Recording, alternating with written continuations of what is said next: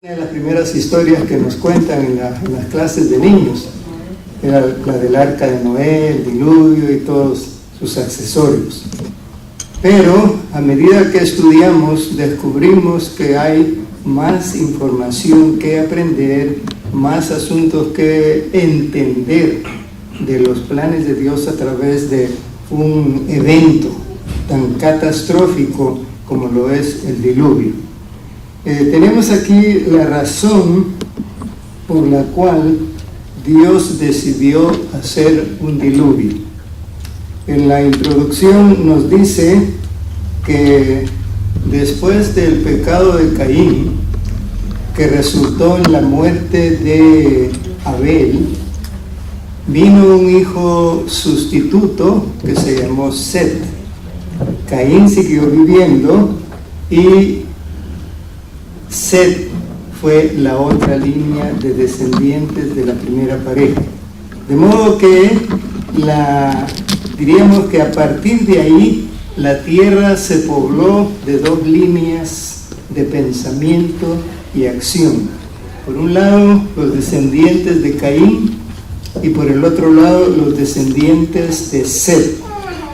A una línea de descendencias se la llama en la Biblia, ahí en el Génesis, los hijos de los hombres.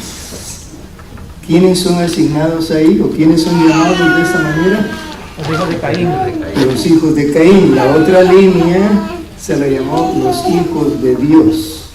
Y algunos objetan esta manera de llamar a esas dos líneas de descendencia, que no somos todos hijos de Dios, que no venimos todos de las manos del mismo Creador, o que a través de Adán y Eva no somos todos descendientes de la misma semilla que Dios implantó en Adán y Eva.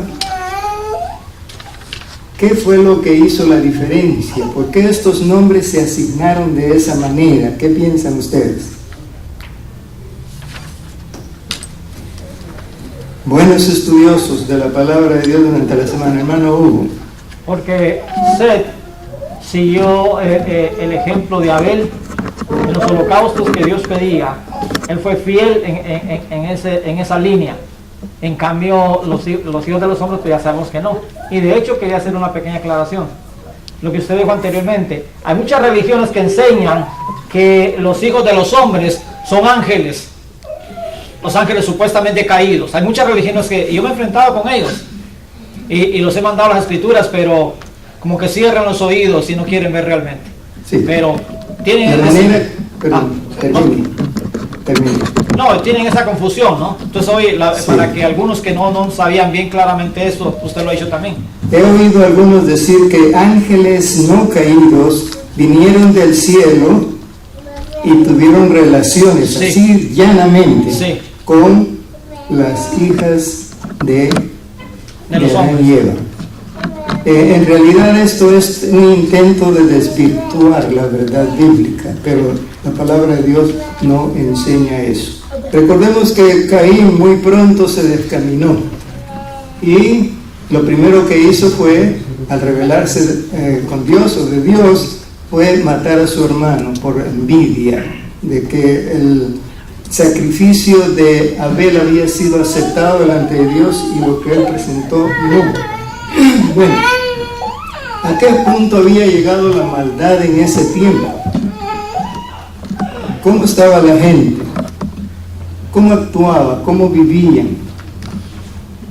Hermana Lazo. Sí, el problema aquí, o sea, el porqué del diluvio, por qué pasó eso, como usted dijo, pastor, fue cuando se mezclaron esas dos, los hijos de Dios, que eran los hijos descendientes de Set, y los hijos de Caín, y los hijos de los hombres. Entonces, cuando hubo esa mezcla, entonces fue cuando vinieron las abominaciones, los problemas, y entonces fue cuando ya vino el asunto del arca. En otras palabras, por lo que está diciendo la hermana Lazo, y eso es la verdad bíblica, no se trató de dos líneas de conducta diferentes entre sí que continuaron paralelamente el desarrollo de sus vidas, sino que la una empezó a predominar sobre la otra y aquella que hacía la voluntad de Dios estaba a punto de desaparecer. Yo quisiera apoyarme en el libro Patriarcas y Profetas, para que de allí oigamos en palabras textuales cómo era la condición moral de ese tiempo y cómo se justifica bíblicamente la decisión de Dios de traer el diluvio. Cuando abrimos este libro, en las páginas que tienen que ver con el capítulo titulado El Diluvio, nos dice que una de las cosas que hacían los antediluvianos, los descendientes de Caín, era lo que nos menciona aquí: cualquiera que codiciaba a las mujeres o los bienes de sus prójimos, estoy en la página 80, los tomaba por la fuerza, y los hombres se regocijaban en sus hechos de violencia, gozaban matando los animales, y el consumo de la carne. Recuerdan que estaba prohibido antes del diluvio por Dios de hacer uso de la carne, y el consumo de la carne como alimento los volvía más crueles y sedientos de sangre, hasta que llegaron a considerar la vida humana con sorprendente indiferencia. Esa era una de las condiciones. Ahora, si seguimos adelante, dice: a medida que el pecado, página 83, a medida que el pecado se generalizaba, les parecía cada vez menos grave, y terminaron, escuchen esto y me dicen si no se parece a lo que tenemos hoy por hoy. A medida que el pecado se generalizaba, les parecía cada vez menos grave, y terminaron por declarar que la ley divina ya no estaba en vigor, que era contrario al carácter de Dios castigar la transgresión. ¿No suena muy parecido a lo que escuchamos frecuentemente hoy? En esos tiempos, según lo que escribe aquí Elena de White, esa era la condición. Muy bien. Si esa era la situación moral que se vivía, no hemos dicho todo. El Señor Jesús dice que como en los tiempos de Noé, así será la venida del Hijo del Hombre, y cita que algunos estaban comiendo, bebiendo, casándose y dándose en casamiento, y nos preguntamos si es malo eso. Hay que comer para vivir. Y el casarse pues es la forma legal o correcta establecida por el cielo mismo para tener derecho a convivir íntimamente con una persona del sexo opuesto, una mujer.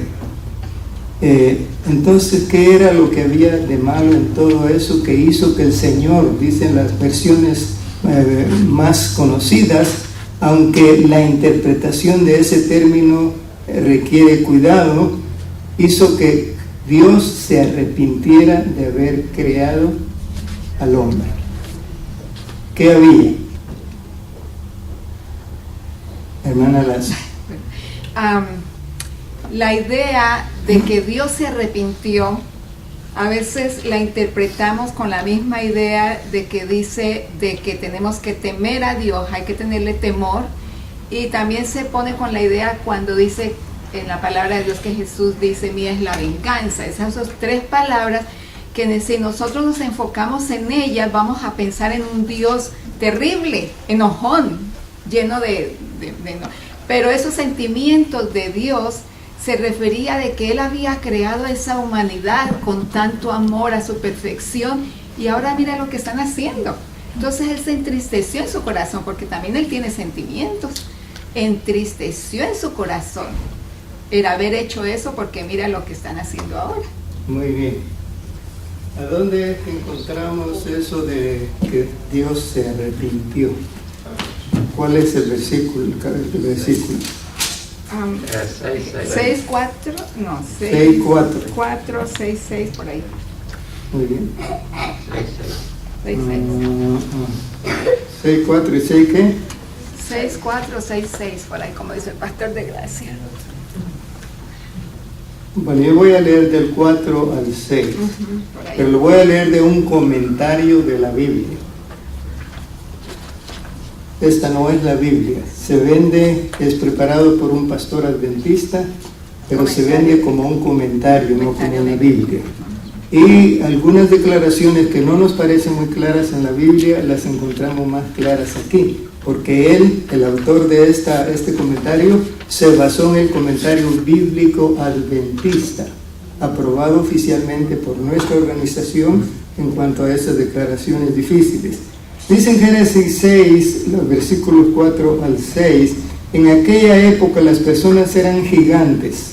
Lleve la lectura en su Biblia y vea si estamos de acuerdo o no. En aquella época las personas eran gigantes 2 veces más altas que las personas de hoy en día.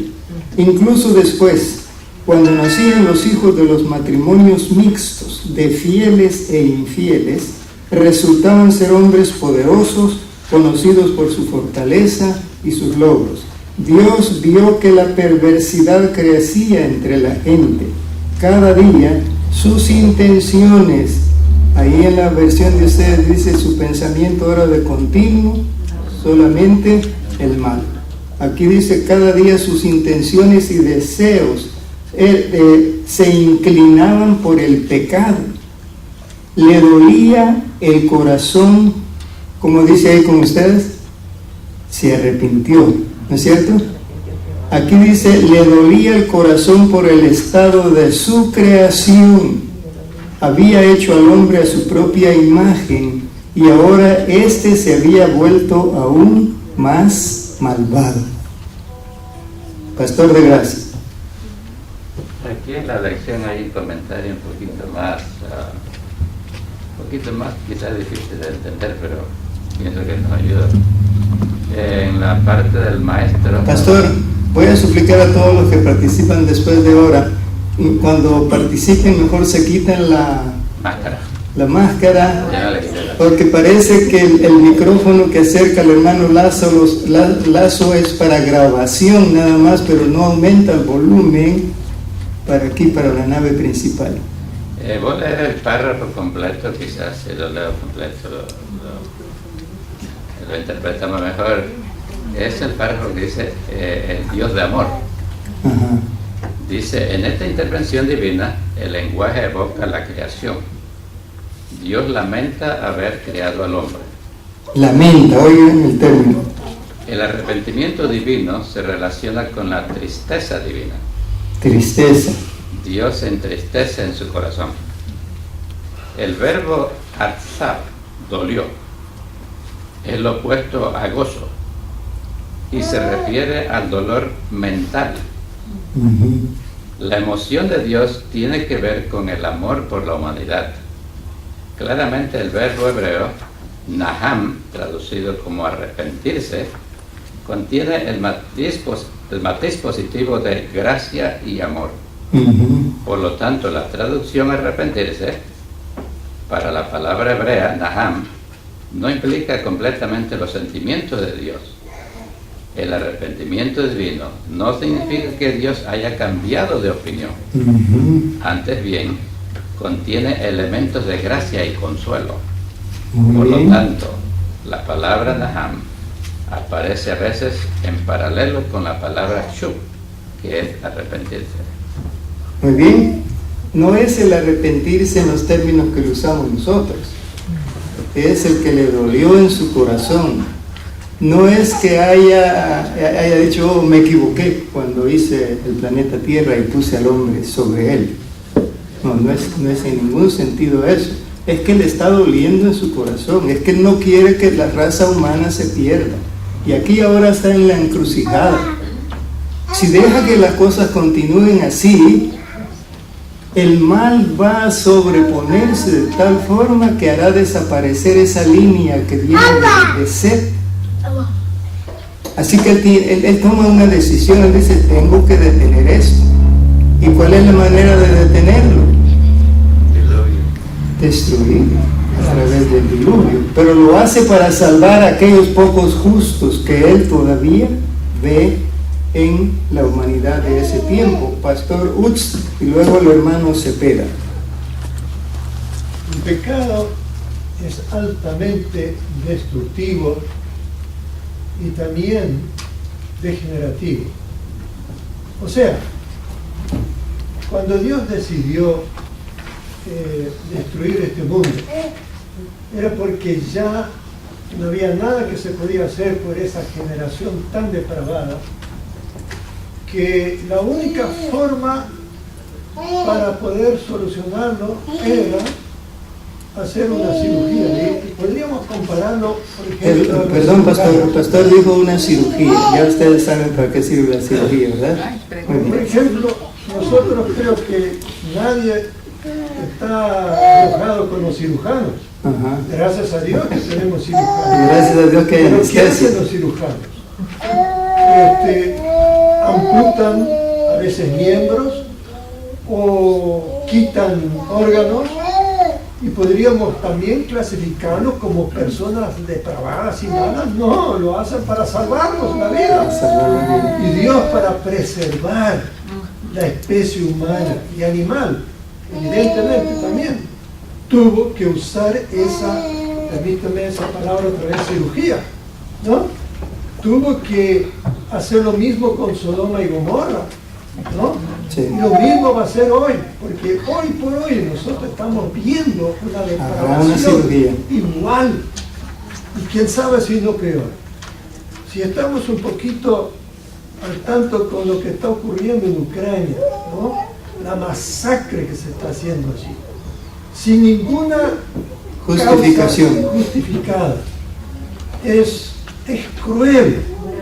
Estaban escuchando esta semana una conversación entre los militares rusos, que parece el comandante le dijo: mátalos a todos, acábalos, ¿no? Y eso es lo que vimos en Bucha, ese suburbio afuera en Kiev, ¿no?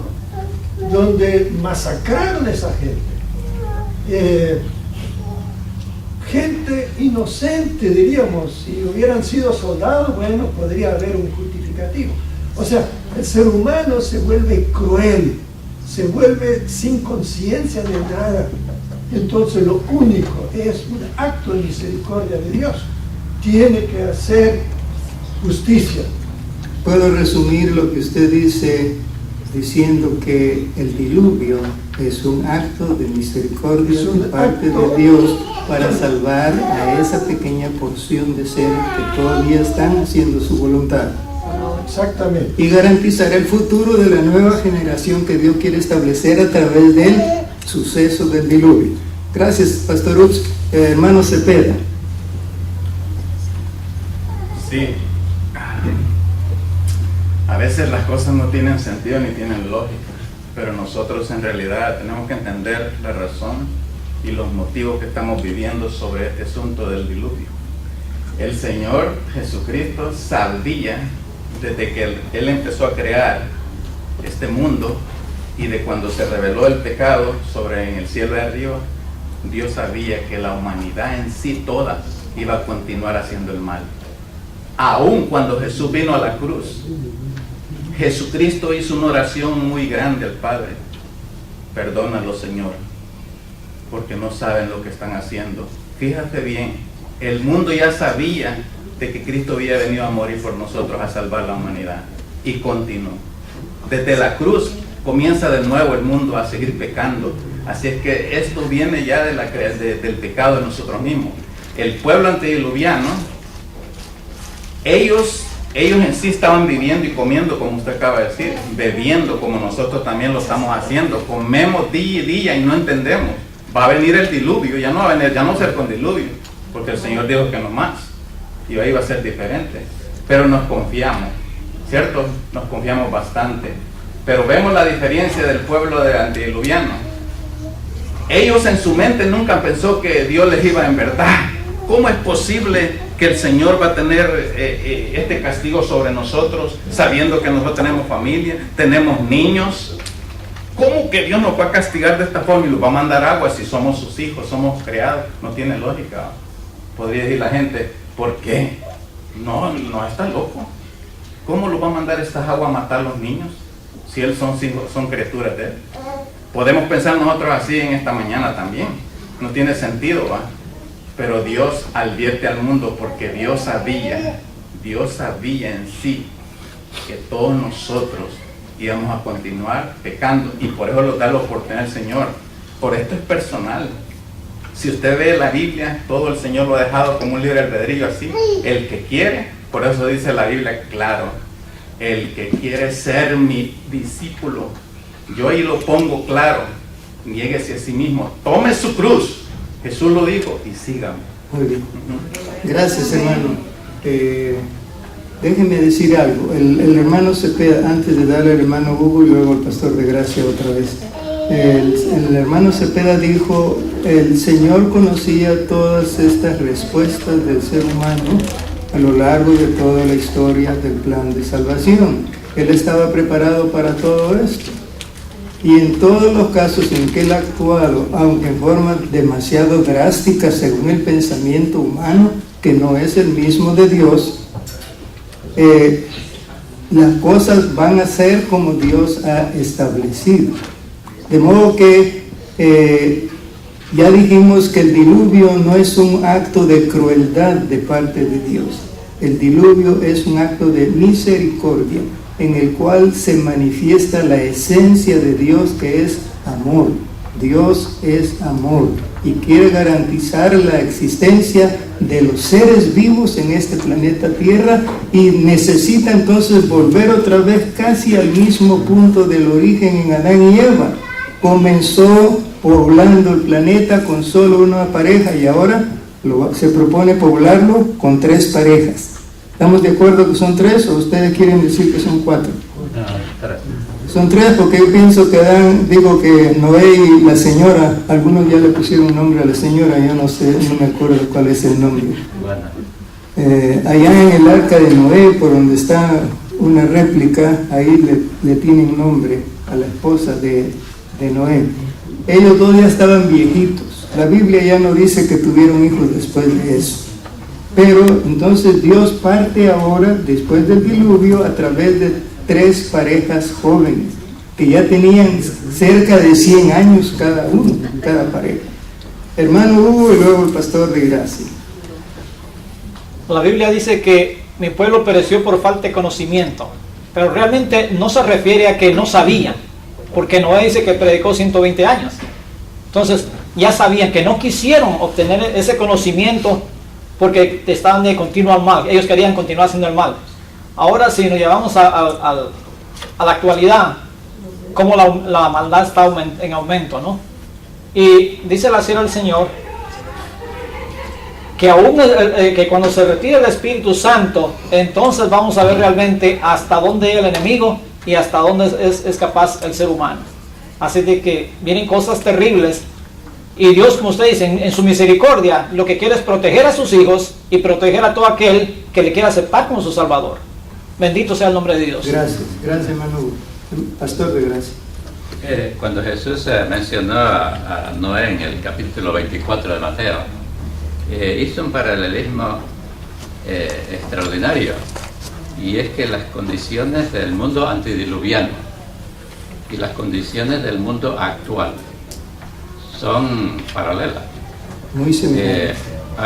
El mundo ha llegado a un punto de desechar la ley de Dios a tal punto de que parece que ya no tienen remedio, y Dios actúa cuando las personas llegan más allá. Pero el acto de intervención de Dios para acabar con esta humanidad ahora, que está igual que en aquel tiempo, es un acto de amor, no solamente para los que van a vivir, sino también por aquellos que va a destruir, porque ellos mismos se destruirían así solos.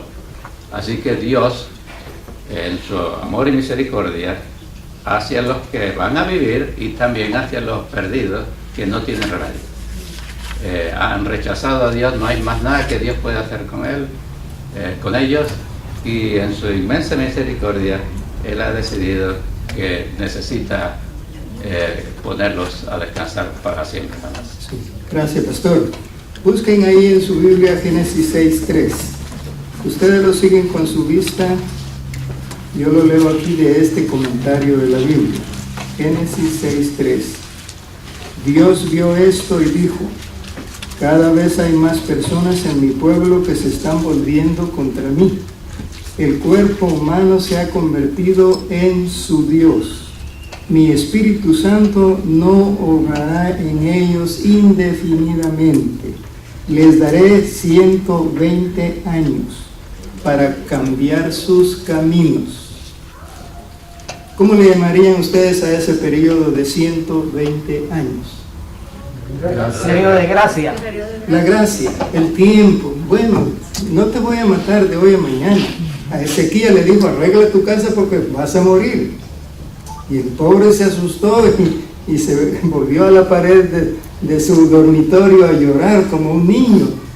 Pero Dios aquí le está anticipando al hombre, aunque ellos eran de los que estaban viviendo muchos cientos de años, todavía les da más de un siglo para ver si cambian sus caminos. ¿Sabía Dios si iban a cambiar o no?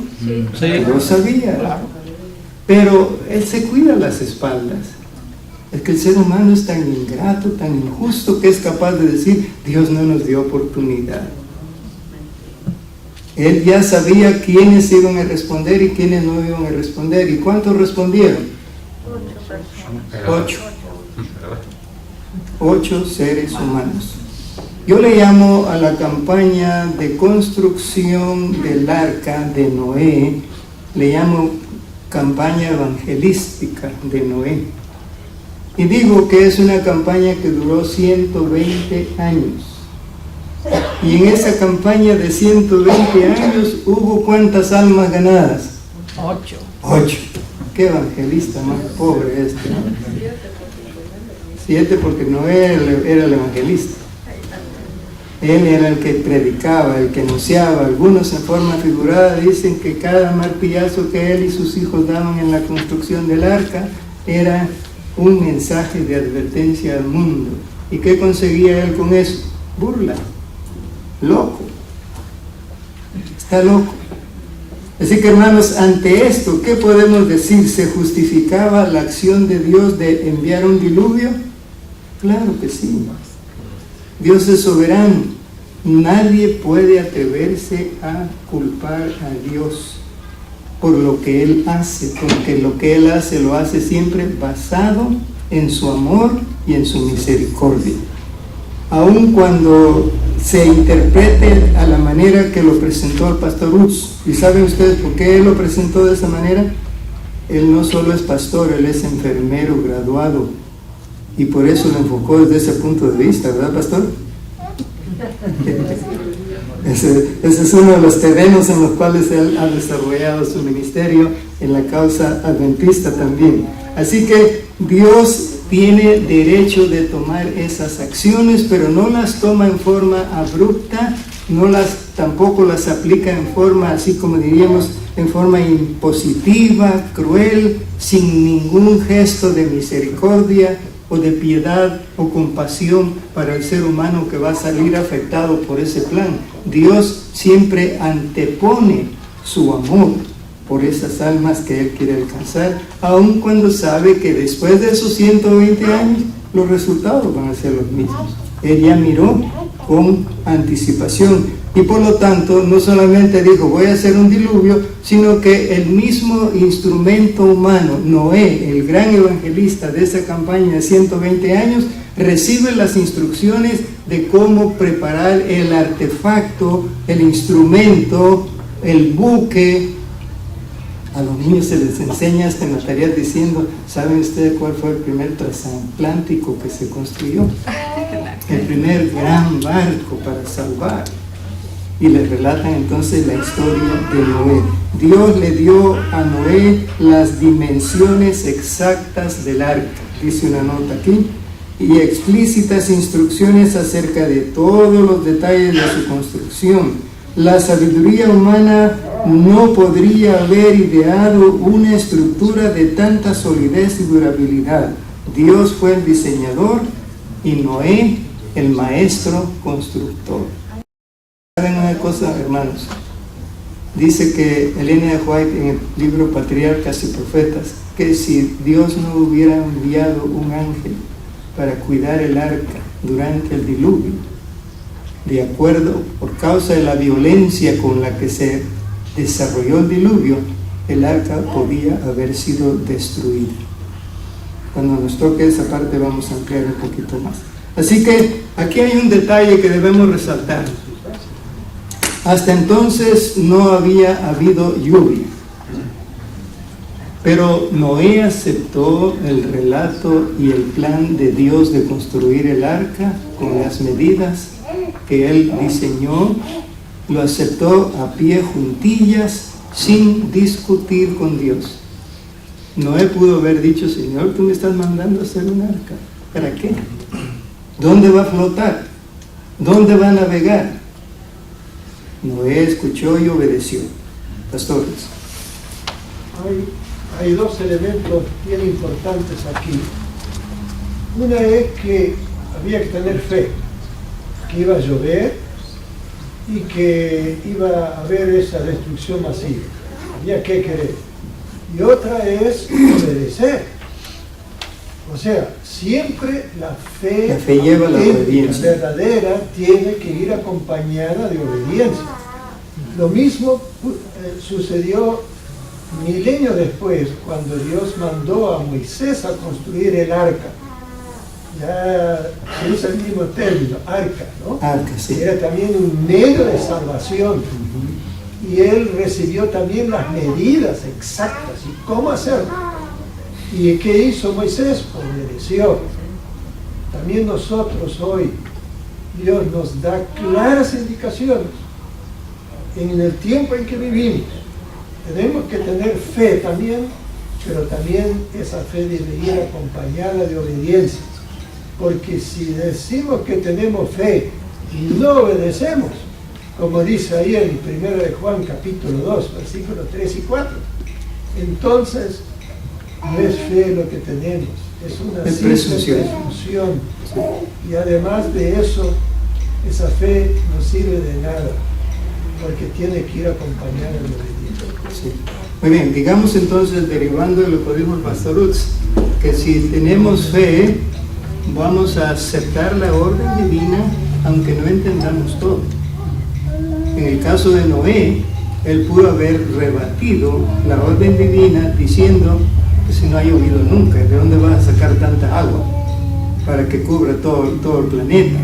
Pero él simplemente escuchó y obedeció. ¿Por qué? Porque conocía a Dios, porque lo reconocía como el creador y sustentador y como el soberano de este planeta.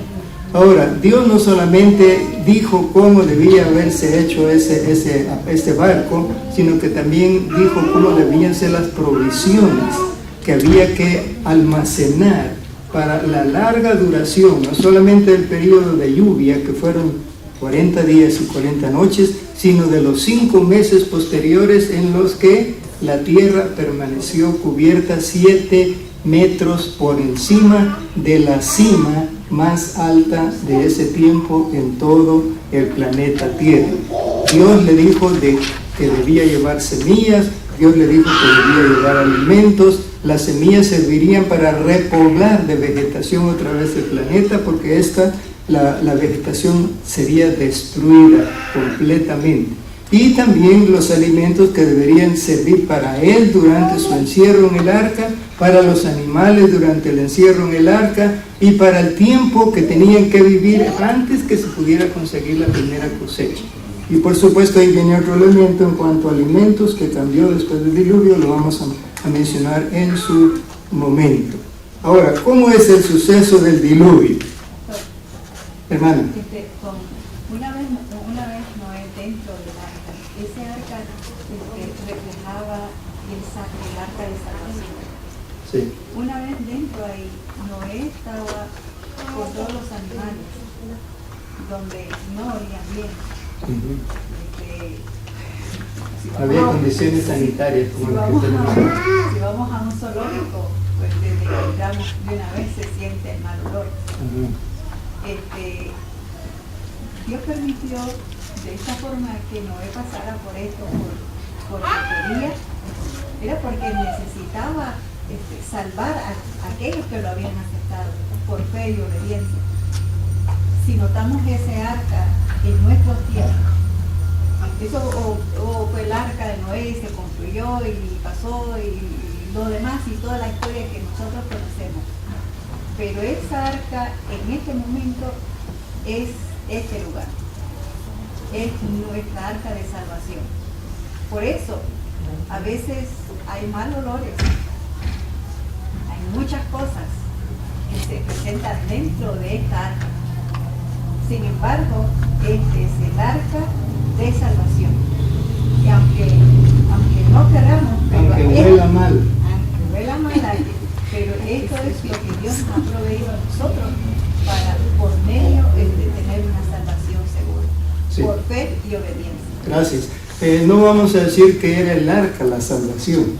El arca fue un instrumento de la salvación de Dios. ¿De acuerdo? Porque el que salva sigue siendo Dios, hermano. La hermana Tamara me hizo traer algo a la mente. Cuando hablamos del diluvio, nos imaginamos el agua, un barco y para una nueva creación, algo nuevo. Sí. ¿Quién escribió el libro de Génesis? Fue Moisés. Él tuvo un arca, un barquito, Él mismo. un agua para que él empezara con su pueblo. Exacto. Si nos vamos al santuario, tenemos que También. pasar por el atrio, a aceptar lo que está en el lugar santo, y cuando llegamos al lugar santísimo hay un arca también, que todo esto tiene que ver con una salvación. Sí. La hermana Tamara me hizo acordar eso. Gracias, porque así ampliamos el concepto. Muy bien, vamos a pasar al suceso del diluvio. De paso, por lo que ustedes han leído, ¿les habría gustado estar por lo menos de testigos presenciales colgados de una nube allá en el cielo, mirando cómo era el diluvio? ¿Tienen idea? Yo no vengo hoy a discutir con ustedes si el diluvio es un suceso real o no. Si creo en la palabra de Dios, acepto el diluvio como un evento que es histórico. Hoy por hoy hay mucha gente que quiere combatir eso y yo no dedico tiempo a eso. Eso es real. Entonces, vamos al suceso del diluvio. ¿Qué ocurrió en el diluvio? Si nunca había llovido, ¿de dónde se iba a llenar el planeta Tierra? Hasta cubrir, aunque tenemos que reconocer que las montañas antediluvianas no eran tan altas como las que tenemos hoy. ¿De acuerdo? El diluvio mismo, en su violencia, produjo el resultado que vemos hoy, que Dios lo único que se encargó después fue de cubrirlo de verde, otra vez, lo que quedó después del diluvio. Pastor Lutz. Sí, lo que usted acaba de decir, el diluvio fue un cataclismo universal. ¿Okay? Hay pruebas contundentes de la realidad del diluvio. Sí. Por ejemplo, yo estudié en una institución ahí en Argentina que está a centenares de kilómetros del mar, pero en ese lugar se han encontrado restos de animales marinos. Por ejemplo, una vez vino una lluvia grande y hay dos riachuelos que corren cerca del colegio, y se encontró resto de una ballena. ¿Cómo una ballena pudo llegar allí? Se ve clarísimo. Por ejemplo, allí en el altiplano peruano, boliviano, se encuentra allá arriba, en esa altura de más de 3.800 metros sobre el nivel del mar, más de 14.000 pies de altura, se encuentran restos de animales marinos. O sea, la formación de las cordilleras y de todo eso vino como consecuencia del diluvio, porque las placas, o sea, la corteza terrestre, se movieron. Y uno puede ver que toda la costa americana, desde que comienza allí abajo en Chile y Argentina y llegamos hasta Alaska, hay una zona cordillerana, ¿no? Se ve que todo el continente americano se movió y chocó con otra placa y se formaron las montañas. Tal es así, fíjense, bien interesante. Hace unos días atrás escuché un documental de personas que suben al Everest y recogieron algunos allí en la cima del Everest rocas que después las analizaron y encontraron microorganismos en estado fósil del mar. ¿Cómo va a ser que el mar llegó hasta el Everest? No, el Everest no existía en aquel entonces. Se formaron las cordilleras por el movimiento de las placas tectónicas, que todavía son una realidad hoy. ¿Ya? Sí. Bien, o sea que el diluvio es evidente, científicamente correcto. Y aunque todos afuera digan que no es un hecho real, los que estamos aquí adentro esperamos que todos estemos de acuerdo en que si la palabra de Dios lo dice, nosotros lo creemos. ¿De acuerdo? Si queremos tener una idea vaga de cómo eran las cosas en el momento del diluvio, leo aquí del Patriarcas y Profetas. Dice: ¿será posible que Noé tuviera? Estoy en la página número 87. Nunca había presenciado el mundo cosa semejante, y el temor se apoderó del corazón de los hombres. Todos se preguntaban secretamente: ¿será posible que Noé tuviera razón y que el mundo se halle condenado a la destrucción? El cielo se oscurecía cada vez más y la lluvia caía más deprisa, más aprisa. Las bestias rondaban presas de terror y sus discordantes aullidos parecían lamentar su propio destino y la suerte del hombre. Entonces fueron rotas, dice la Biblia, todas las fuentes del gran abismo, y las cataratas de los cielos fueron abiertas. El agua se veía caer de las nubes. Recuerden que no había llovido nunca, y ahora el agua empieza a caer de arriba, que es lo que nosotros conocemos. Los ríos se salieron de madre e inundaron los valles.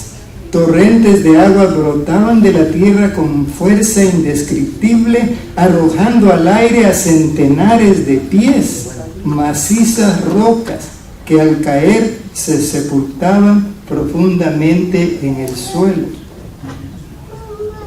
Dice que era una altura de más de 300 metros lo que se elevaban las rocas, que se elevaban por la presión del agua que venía de abajo. En otras palabras, se revirtió el orden de la creación.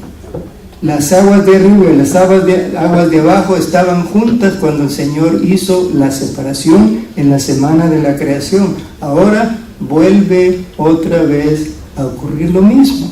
El agua de arriba de la expansión se junta con el agua que está debajo de la capa de la tierra sobre la cual nosotros pisamos y caminamos. Y con tal violencia brotaba el agua de abajo, que oigan lo que dice aquí acerca de Satanás en la página 88. El mismo Satanás, obligado a permanecer en medio de los revueltos elementos, temió por su propia existencia. Hasta él le dieron ganas de ir al baño de puro miedo. Hermanos, de verdad, ¿hasta dónde tiene que llegar Dios? Tenía que destruir otra vez su hermosa creación. Ahora, veamos aquí una parte en este día. Este proceso transmite mensaje paradójico. Dios primero tiene que destruir lo que existe para dar cabida a una nueva generación posterior. La creación de la tierra nueva requiere la destrucción de la antigua, y a esto con nosotros. La creación de la tierra que Dios nos está ofreciendo para vivir la eternidad tiene que ser precedida por la destrucción de la tierra que conocemos. Y aunque todavía tiene mucho de la belleza original con la cual fue creada, no se parece a la que el Señor quiere darnos. Y ojalá que nosotros estemos preparados para ser parte de ese nuevo programa de Dios. El fin del diluvio. Dice la lección que el agua duró sobre la faz de la tierra en su nivel completo, el nivel que alcanzó durante los 40 días y 40 noches, que duró 5 meses con agua reposada. Vamos a leer Génesis 8:14 para ver hasta dónde se extendió. Génesis 8:14 para ver hasta dónde se extendió el agua, de modo que los que estaban en el arca no podían salir todavía. Génesis 8:14 dice: en el mes segundo, a los 27 días del mes, se secó la tierra. Ese es el punto final del agua sobre la tierra. Y en este comentario dice que Dios permitió la salida de Noé y los animales que estaban con él en el arca hasta que la tierra estuvo lo suficientemente firme como para que ellos pudieran estar seguros sobre la tierra. Por lo tanto, no son solamente esos 5 meses que el agua estuvo sobre la tierra. A partir de ahí comienza un conteo que lleva casi otros 4 meses para que Noé y su familia y los animales pudieran otra vez disfrutar de estar en tierra firme. No sé si a ustedes, cuando vuelan en un viaje a otro país o cuando van en un barco en un determinado viaje, se sienten 100% seguros. Yo preguntaría, ¿dónde nos sentimos más seguros? ¿Flotando en un avión en el aire o flotando en un barco en el mar abierto? Y no sé si ustedes entienden por qué el Papa, el que murió, cada vez que bajaba en un aeropuerto, dice que lo primero que hacía era besar la tierra. Yo creo que también a él le temblaba un poquito. Y por eso el pastor de Gracia, cuando me llama del aeropuerto, me dice: ya llegamos. Le dije: ya besó la tierra. Ya está en terreno firme. Hermanos, ¿cuánto tiempo de encierro se parece al tiempo que muchos de nosotros tuvimos que estar limitados a unas paredes? Porque la pandemia no nos dejaba disfrutar del espacio abierto con libertad.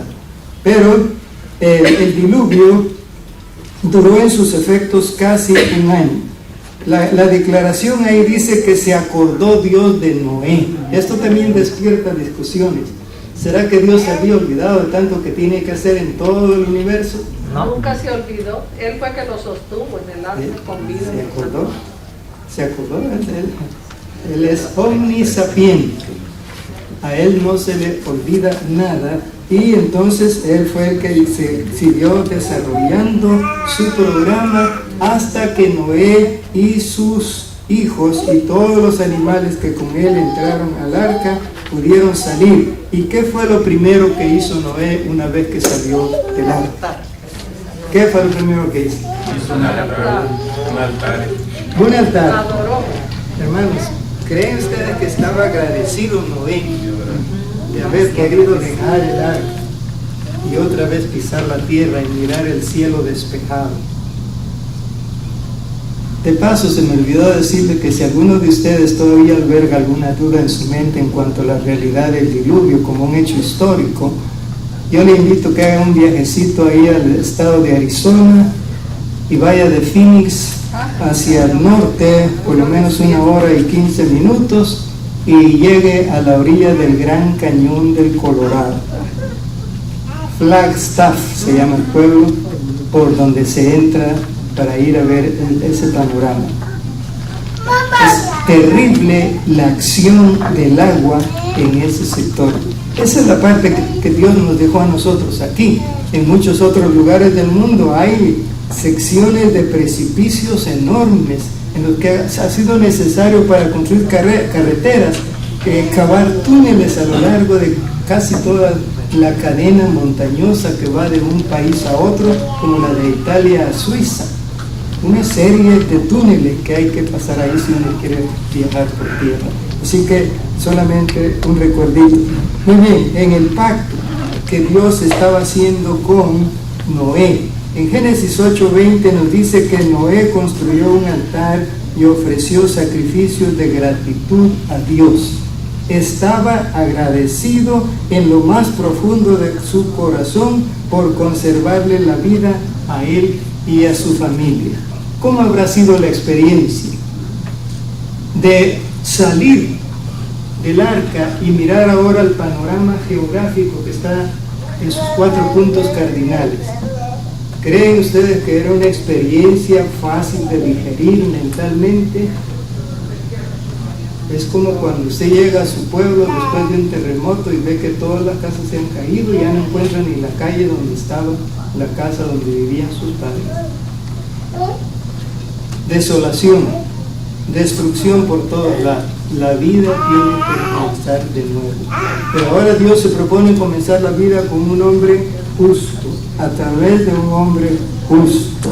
Y por supuesto no estamos diciendo que era perfecto, porque ya todos conocemos el desliz que tuvo Noé un poco más adelante en la nueva historia de este mundo. Pero lo importante aquí es que Noé con su familia y todos los animales que lo acompañaron son salvados del diluvio. Y esto trae, como dice la lección, una nueva dieta. ¿Qué fue lo que se añadió a la dieta? Aunque los hombres ya estaban comiendo carne antes del diluvio, pero ahora sí Dios oficialmente autoriza que coman, por eso, de los animales limpios que están listados en Levítico. Él dice, suban de 7 en 7, porque de ahí habría que echar mano para los sacrificios, y de ahí habría que echar mano también para alimentar a la raza que ahora había perdido toda vegetación, hasta, yo pienso que debería haber sido así, hasta que se recuperara otra vez la vegetación, pero al hombre le gustó. Y ahora, con vergüenza, como a algunos nos gusta todavía, decimos de cuando en cuando me doy una escapadita. Y en la mente del Dios sabio que lo autorizó como un acto temporal,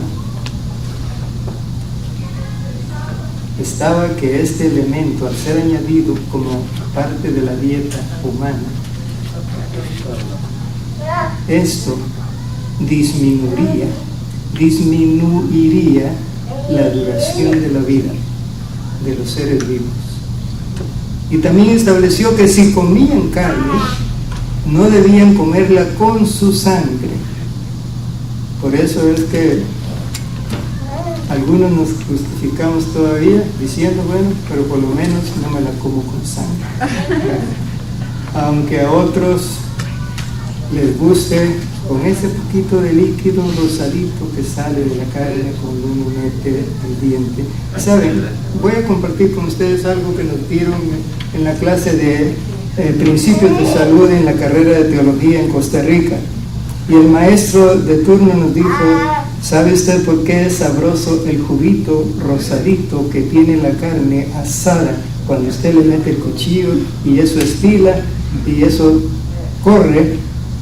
Porque allí, en ese líquido que es la sangre, están todavía depositados todos los desperdicios del organismo que buscaban su salida a través de las fuentes o de los recursos que Dios estableció en los animales para que desecharan todo lo que no sirve en su organismo. Y eso es lo que da sabor a esa carne. Eso es algo comprobado científicamente. La segunda parte del pacto tiene que ver con la señal de la promesa.